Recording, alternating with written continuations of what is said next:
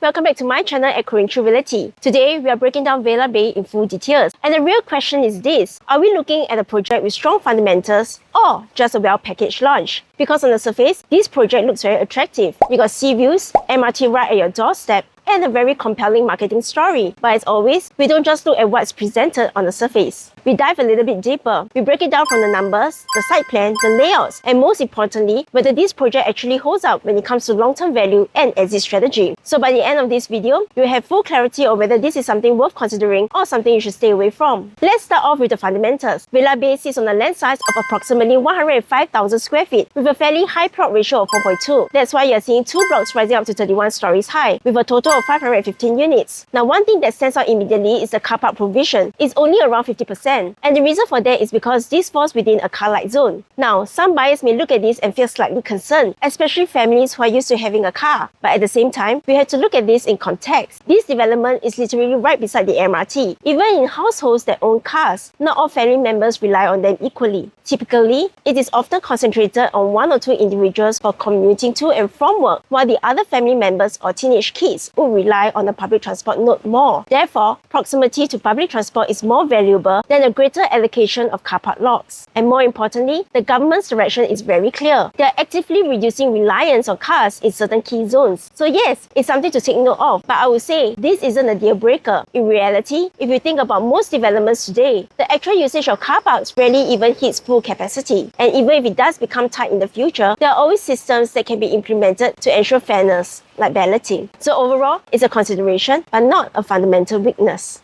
Now, when we look at the unit mix, this is where things start to make a lot more sense. About 56% of the units are 3 bedrooms or bigger, catering towards homestay demand. And this is important because it tells you straight away, this is not an investor-heavy project. This is designed for families, for own stay, for long-term livability. And whenever you have a project that is more homestay-driven, you naturally get a more stable demand base. People are not just looking to flip, they're buying to live in it. And that creates stronger price support over time. Now, let's talk about the site plan, because this is honestly one of the strongest aspects of Vela Bay. The entire development is designed in a V-shape, and this is not by chance. It is very intentional. The whole idea is to maximize the sea view facing. And when you look at how the stacks are positioned, you'll realize something quite interesting. About 80% or 14 out of 18 stacks of the units actually get some form of sea view. That is extremely rare. In most developments, you usually get a very clear split. Maybe 50% good facing, 50% not so ideal facing. And what happens is that during resale, the weaker stacks start pulling down the overall project pricing. But here, because such a large proportion of the units enjoy some level of premium facing, it creates a much more consistent pricing structure. It also makes the project easier to transact in the future because buyers are not trying to avoid half the development. And this is where newer URA policies actually come into play. With GFA harmonization, larger average unit sizes, and stricter density controls, developers are no longer able to squeeze in as many units as before. The result is less dense, more space, and better livability. If you compare these to older developments like Coastal Del Sol, you'll notice that even though some stacks face the sea, the density and positioning of the block sometimes cause internal obstruction. Units end up partially blocked by other blocks within the same development. Vela Bay avoids this problem quite effectively because of the way the site has been planned. Now moving on to the layouts. Overall, what I like is that the layouts are quite clean and efficient. There aren't too many variations, which actually works out in your favor. It makes it easier for buyers today to choose, and it also makes it easier for future buyers to understand when you eventually sell. Even the 1-bedroom plus study units are quite interesting. Normally, smaller units get the least ideal facing, but in this case, even the 1-bedders manage to get partial sea views. That already gives them a strong edge compared to competing developments in the east. The layout itself is very straightforward. You enter into a small foyer. There's a study space that can double up as a storage or even as a flexible room, followed by the kitchen, living area, and bedroom. It's compact but efficient. And for someone starting out their property journey, this is actually quite a decent entry point. For the 2-bedroom units, they're mostly looking at standard dumbbell layouts. These are generally efficient with minimum wasted space. Some of the premium variations are slightly better because they're more thoughtfully designed kitchen spaces, sometimes recessed or partially enclosed, which improves daily usability. When we move into the 3-bedroom units, we start to see more thoughtful space planning. Some layouts reduce corridor wastage by positioning the kitchen differently, which increases usable space within the living and dining areas. There are also some layouts that allow allow for a bit of flexibility. For example, certain walls can be adjusted if you want to customize the space. That said, there is one layout type I would personally avoid, and that is a 3-bedroom with the open kitchen concept. It may look nice visually, but from a practical standpoint, especially for families who cook daily, it is not ideal. And more importantly, from a resale perspective, it tends to be less preferred compared to enclosed kitchens. Now, when we move on to the 4 and 5-bedroom units, this is where Vela Bay really performs well. Because of GFA harmonization, there is less wasted space from things like AC ledges or bay windows. So even though the sizes may look smaller on paper compared to older developments, the actual usable space is more efficient, and that makes a very big difference when it comes to both livability and value. Now, let's be objective. Why might someone choose not to buy Vela Bay? The first reason is perception. Some buyers still view Bayshore as slightly outside of the true East Coast. When you compare it to areas like Marine Parade, Cato, Amber,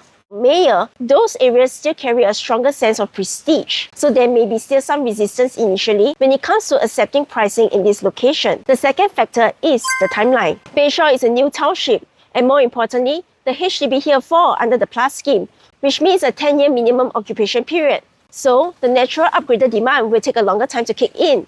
This affects your short-term exit strategy. But now, let's flip the perspective.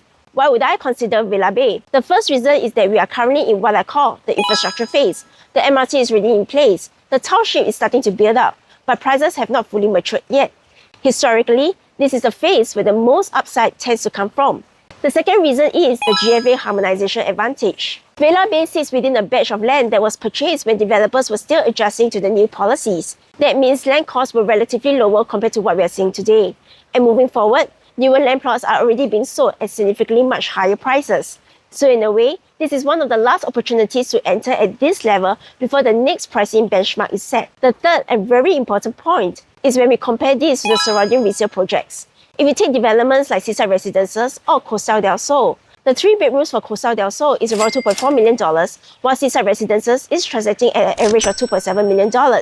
Then, if you adjust for lease decay and inefficiencies in their layout with bay windows and aircon ledges, their effective pricing today should be significantly much higher. Which means, Vela Bay as a brand new development is actually pricing very close to resale levels. The 1 bedroom starts from $1.2 million, 2 bedrooms starts from $1.4 million, 3 bedrooms starts from $2.2 million, 4 bedrooms starts from $3.1 million, and 5 bedrooms starts from $4.5 million. And when you think about it, would you rather buy something older with renovation works needed, or something brand new with better layouts and efficiency at a similar price?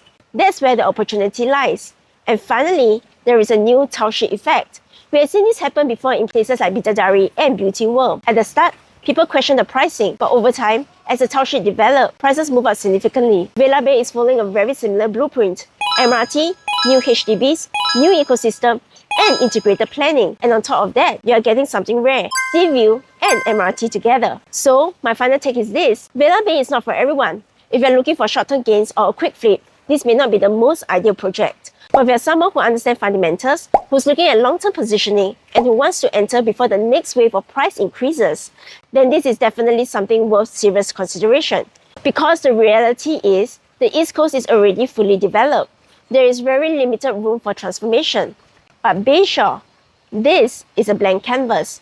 New planning, better livability, and more thoughtful design, all built for the next generation of buyers. And over time, perception will catch up with reality. If you want to understand better which units to choose, which stacks to avoid, and whether this fits your timeline, feel free to reach out to me, Corraine, at 88-826-826.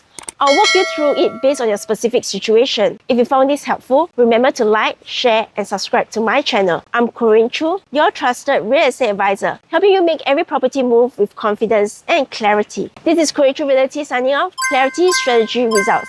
I'll see you in the next video. Bye!